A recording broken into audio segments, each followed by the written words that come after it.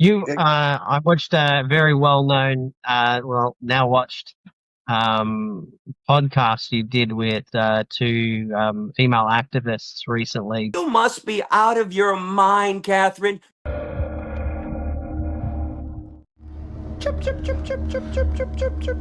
Racist, sexist vegans. That got very heated. But I also felt that during the interview that they were trying to elicit a reaction from you while trying to stay calm. Fucking You trenches called like me a me. Nazi. Do you know? Hold up. What Hold you up. No, said in listen to me the now. text speech was very different from what you were saying on Catherine, this podcast. again, you won't accept the support the fact genocide in humans Gaza, not condemn you for your racist statements. harnessed. I just Racist don't is like human accurate. beings. And I want to kind of get your take on um I guess I don't want to kind of focus too much on it because I want to keep it on the animals. But the reason why I'm kind of bringing it up is that quite often people will, activists, you'll see them going quiet but move on to human rights. And that's why you'll get these thousands of people showing up to a human rights event. But I want to kind of get your take on some of your experiences where people have started hijacking veganism for human rights, or how they've diverted their attention, or how they start using your words against you over time. And our best ways to bring that back to animal rights. I'm not sure how anybody can support humans in any way, shape, or form when 98% of human beings are exploiters of animals. If you support human rights issues, you are supporting animal slavery, animal murder, and the exploitation of animals in every way imaginable. And what really gets me upset, and what got me upset on that podcast, is when people don't listen to me. I tried for 2 hours to explain to them after 29 years of being in the trenches. That's how long I've been vegan and been active. I was trying to explain to them, and they wouldn't listen nor accept it, that the number one impediment to the advancement of animal liberation is human rights. As soon as you bring up animals, all of a sudden people want to bring up the human rights angle. In fact, if you bring up a slaughterhouse to a human rights person, they want to talk about the poor slaughterhouse workers. Are you kidding me? You're having empathy for people who slice the heads off of cows, pigs, chickens, and turkeys all day long? So I'm not saying this with glee when I say that we have to forget about human rights issues.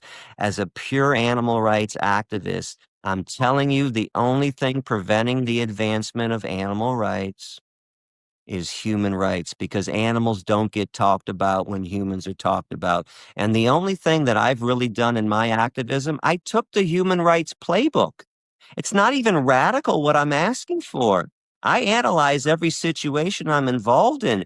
Human rights people are actually brilliant in their way of never talking about animals, so they keep the focus on human beings.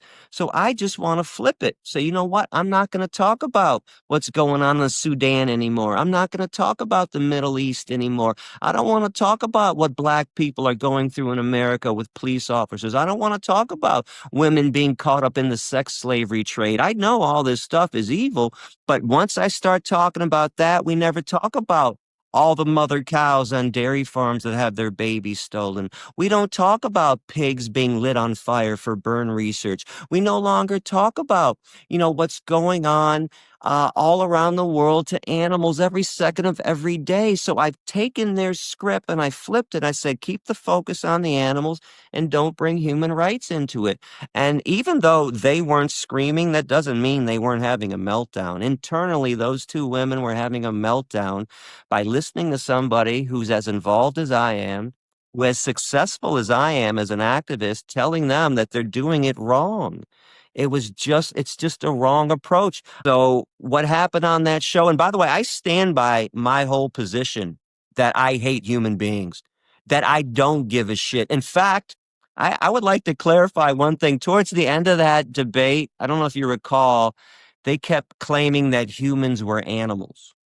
This is what I said to you at the start. where Yeah, so hold up. So they but- kept saying that humans were animals, so I should have compassion. Now, I kept saying I don't want to insult the animal kingdom anymore by putting us in with them. To me, it's an insult to call human beings animals. Now, technically, I understand the classification.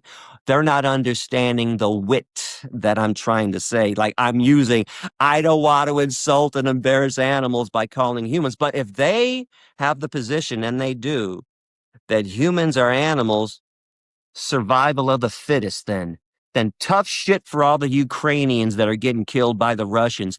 Tough shit for all the Palestinians getting killed by the Israelis.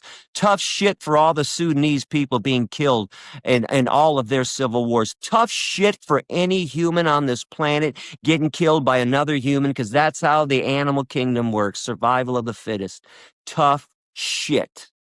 Cosmic experience. You got the kid. You got it. Look at you. Look at the smirk. Boy, that smirk underneath that fucking little straight face of yours. Isn't that cute? That's adorable. Yeah, you did it. I can absolutely dish it. Feel nauseous.